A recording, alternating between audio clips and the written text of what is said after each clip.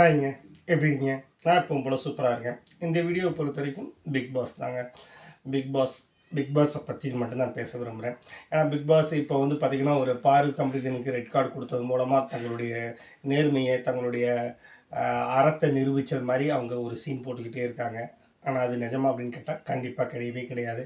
Be a கிட்டத்தட்ட கம்ருதீன், பாருவுடைய வாழ்க்கைய கிட்டத்தட்ட நாசம் பண்ணியிருக்காங்க. பட் அவங்க அத விட்டு வெளில வந்துருவாங்க. அத தொடச்சி எறிஞ்சிருவாங்க அப்படிங்கிறது வேற விஷயம். ஆனா, பிக் பாஸ் அவங்களுக்கு என்ன விதமான பிரதிபலன குடுத்துருக்கு அப்படிங்கிறது தான். இன்னொரு பக்கம் சொல்றாங்க 90 நாள் வரைக்கும் அவங்க இருந்தாலும், அதுக்கு ரெட் கார்டு வாங்குனதுனால அவங்களுக்கு சேலரி கிடையாது. அக்ரீமெண்ட்ல அதுபடி கிடையாது. இனிமேல் பிக் பாஸ் சம்மந்தப்பட்ட எந்த ப்ரோகிராம்லயும் அவங்கள அழைக்க மாட்டான் அப்படின்னு சொல்லியிருக்காங்க. இது இதுக்கு முன்னாடி நடந்திருக்கா அப்படின்னு கேட்டா, அ இல்லன்னு தான் சொல்ல முடியும். ஆனா, மகத் அதுக்கப்புறம் நெறைய வந்திருக்காரு. விஜய் டிவி ப்ரோகிராம்ல நெறைய வந்திருக்காரு. ஓவியாவ நெறைய கூப்ட்டுருக்காங்க. ஓவியா கிட்டத்தட்ட ரெட் கார்டு தாங்க. அவங்க இல்லைன்னு மறுத்தாலும் அதான் நிஜம். ஏன்னா ஓவியாவ ஊட்ட வச்சு எல்லாம் வெளியேற்றவே முடியாது. ஸோ ரெட் கார்டு டைப்பில் தான் கொடுத்துருந்தாங்க. ஏன்னா அதுக்கான காரணங்களும் அவங்க வெளியில் சொல்லாத காரணங்களும் இருந்துச்சு. சரவணனை மகாநதி சீரியலுக்கு கூப்பிட்டுருந்தாங்க. ஸோ ரெட் கார்டு கொடுத்ததுனால யாருடைய வாழ்க்கையும் பாதிக்கப்பட போகிறது கிடையாது. பட் அவங்களுடைய நச்சுத்தன்மையை வெளியே பயன்படுத்தி தங்களுடைய டிஆர்பிக்கு தங்களுடைய வருமானத்துக்கு வழி பண்ணிக்கிட்டாங்களா அப்படின்னு கேட்டால் பிக் பாஸ் டீம் கண்டிப்பாக வழி பண்ணிடுச்சு. அதனால தான் நான் என்னுடைய தமிழ்லேயே போட்டிருந்தேன் பிக் பாஸ் எனும் கல்லூரி மங்கன் தான் போட்டிருந்தேன். ஏன்னா தேவையான நேரத்தில் பேச வேண்டிய நேரத்தில் எந்த சமயத்திலும் அவர் பேசவே மாட்டார். அவர் அமைதியாக தான் இருப்பார். எந்த டாஸ்கில் எவ்வளோ சண்டை சச்சரவுகள் எல்லாமே நடந்துட்டு இருந்தாலும் அவர் அமைதியாக தான் இருப்பார். பட் ஜாலியாக பேச வேண்டிய நேரங்களில் ஃபுல்லாக அவர் கமெண்ட் பாஸ் பண்ணுவார், கவுண்டர் பாஸ் பண்ணுவார், எல்லாருமே கூட ஜோவியலாக இருப்பார். யாராவது வீட்டை விட்டு வெளில போகிறேன் அப்படிங்கிற பட்சத்தில் அவங்கள கூப்பிட்டு வச்சு கன்வின்ஸ் பண்ணுவார். ஆனால் இந்த மாதிரி சண்டை சச்சரவுகள், அசிங்கமான கேவலமான செயல்கள் அவங்கள மீறி அவங்க செய்யும்போது, அவங்க தப்புன்னே அவங்களுக்கு தெரியாத போது அவங்கள கூப்பிட்டு வச்சு கன்வின்ஸ் பண்ணுறதோ, இல்லை கவுன்சிலிங் பண்ணுறதோ கண்டிப்பாக பண்ணவே மாட்டாங்க. ஏன்னா பிக் பாஸ் டீமுக்கு அது மட்டும்தான் தேவைப்படுது.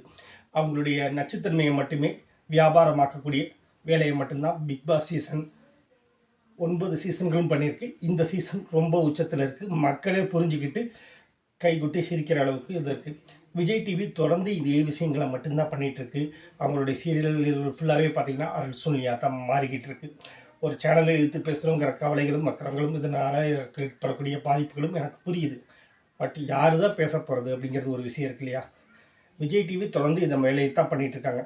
இந்த தடவை அவங்க சீசனுக்கு ஆள் எடுக்கும்போதே தெரியும், ஒவ்வொரு ஆட்களும் சமூகத்தில் மிக கெட்ட பேர்களை மட்டும்தான் எடுத்திருக்காங்க அப்படிங்கிறது தெரிஞ்சு தான் பண்ணியிருக்காங்க அப்படின்னு தான் சொல்ல முடியும். கலைரசனாக இருக்கட்டும், பார்வதியாக இருக்கட்டும், ஏன் இன்னைக்கு title ticket to finale win பண்ணியிருக்கக்கூடிய அரோராவுக்கு கூட சமூக வலைதளங்களில் கெட்ட பேர் தான் இருந்துச்சு. அவங்களுக்கு ஒரு பேர் வச்சு தான் கூப்பிட்டுட்டு இருந்தாங்க. அவங்கள பொறுத்த வரைக்கும் கான்ட்ரவர்சியான பேசக்கூடியவங்க, கான்ட்ரவர்சியாக ஏதாவது செய்யக்கூடியவங்க, அவங்கள உள்ள இழுத்து போட வேண்டியது, அவங்களுக்கு அவங்களுடைய கெட்ட விஷயங்களை வச்சு இவங்க டிஆர்பி ஏற்றிக்க வேண்டியது, அவங்களுடைய ப்ரோக்ராமை வின் பண்ண இருக்க வேண்டியது. இன்னமும் சொல்லப்போனால் அன்றைக்கி பராசக்தி ட்ரெய்லர் ரிலீஸ் ஆகுது. இன்னொரு பக்கம் விஜயுடைய ஜனநாயகன் ட்ரெய்லருடைய ரிலீஸும் ரெண்டுமே டெலிகாஸ்ட் ஆகிருக்க வேண்டிய சமயத்தில் விஜய் டிவியை அவங்க திரும்பி பார்க்க வைக்க வேண்டிய வேலை இருந்துச்சு. ஸோ அதுக்காகவே பார்த்திங்கன்னா சனிக்கிழமை நடக்க வேண்டிய ப்ரோக்ராமில் உள்ளது எல்லாத்தையும் மிச்சம் எடுத்து மீதி எடுத்து பிச்சு பிராஞ்சி அதையும் எடுத்து 2 பகுதிகளாக போட்டு டிஆர்பி ஏற்றுக்கிட்டாங்க. என்ன விதமான வியாபாரம் தெரியல. மக்கள் நலனுக்காக இருந்தது, பொழுதுபோக்குக்காக இருந்த ஒரு விஷயத்துக்குள்ளே மக்கள் மனசுக்குள்ளே எல்லாத்தையுமே நார்மலைஸ் பண்ணிக்கிட்டு எல்லா விஷயங்கள் மட்டும் இல்லை, இது எல்லாமே விஷங்களை கூட இது நார்மலைஸ் பண்ணிகிட்டு இருக்காங்க அப்படிங்கிறது தான். கமலஹாசன் ஆரம்பிக்கும் போது இப்போ ஒரு வாக்குறுதி கொடுத்தாரு, தமிழ் பிக் பாஸில் இதெல்லாம் நடக்காது, கெட்ட வார்த்தைகள் பேசக்கூடாது அப்படின்லாம் பேசிகிட்டு இருந்தார். இந்த வருஷம் முதல்ல ஃபுல்லாக பீப் போட்டாங்க, கடைசியில் விக்ரம் பேசுனது ஃபுல்லாக பீப்பே கிடையாது. அசிங்கமாக சண்டை போட்டுக்கிறாங்க. அப்படி தாண்டா சொல்லுவேன்னு வேணும். இதை விட கேவலமான வார்த்தைகள் எதுலேயுமே இது பண்ண முடியாது. மதன் கௌரி சொன்ன மாதிரி தான், இதை எங்கேயாவது சென்சார் பண்ணணுன்னா அப்படியே மொத்த ப்ரோக்ராமையுமே சென்சார் பண்ண வேண்டியிருக்கும் அப்படிங்கிறது தான். ஆனால் இதையெல்லாம் தாண்டி இது வரைக்கும் பிக் பாஸில் வந்தவங்க எல்லாருமே, ரெட் கார்டு வந்தவங்க எல்லாருமே நாசமாக போயிட்டாங்களா, இல்லை அவங்களோட வாழ்க்கை அழிஞ்சு போயிடுச்சு அப்படின்னு கேட்டால் கண்டிப்பாக கிடையாதுங்க. ஓவியா தனக்குரிய லைம்லைட்டை அவங்க பயன்படுத்திக்காமல் போயிட்டாங்க. சரவணன் நிறைய படங்களில் நடிச்சுக்கிட்டு தான் இருக்கார். இன்னும் சொல்லப்போனால் ரஜினிகாந்த் படத்தில் கூட நடிக்க ஆரம்பிச்சிட்டாரு. மகத் எமோஜின்னு ஒரு அழகான லவ் ஸ்டோரி நடிச்சிருந்தார். சிம்புவோட ஃப்ரெண்ட்ஷிப்னால நிறைய படங்கள் தெலுங்கில் பண்ணிக்கிட்டு தான் இருக்கார். மதுமிதா ஆரம்பத்துலேருந்தே அவ்வளோ தான் பண்ணியிருக்காங்க.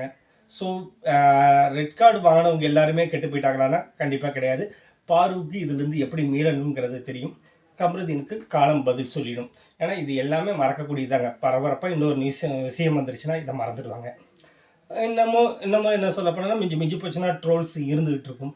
அதை எல்லாத்தையுமே பார்வதி லெஃப்ட் ஹேண்டில் டீல் பண்ணிட்டு போயிட்டே இருப்பாங்க அப்படிங்கிறது தான் நிஜமே.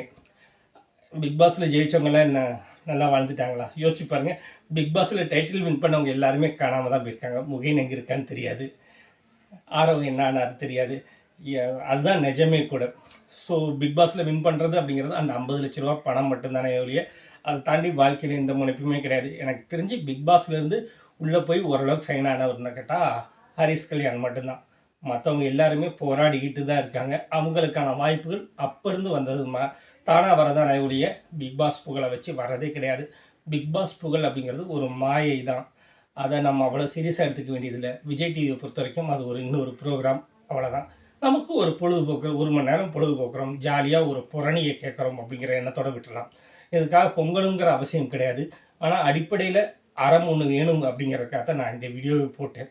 எனக்கு தொடர்ச்சியாக பிக் பாஸ் பற்றி பேசுறதுக்கு அருவருப்பாக தான் இருக்குது. ஏன்னா அதன் மூலமாகவே இது டிஆர்பி ஏறுதோ அப்படிங்கிற நான் இருக்கே வேல்முருகன் பிக் பாஸை தடை செய்யணும்னு சொல்லும்போது நான் சொல்லியிருந்தது தான், ஷார்ட்ஸில் போட்டிருந்தது தான்.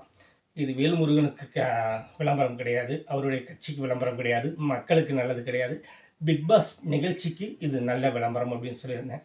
ஸோ நம்ம தொடர்ச்சியாக அப்படி பேசுகிறத விட பிக் பாஸுக்கான விளம்பரமாக தான் இருக்கும்னு நினைக்கிறேன். சரிங்க, இன்னொரு வீடியோவில் நம்ம கண்டிப்பாக சந்திப்போம். நன்றி.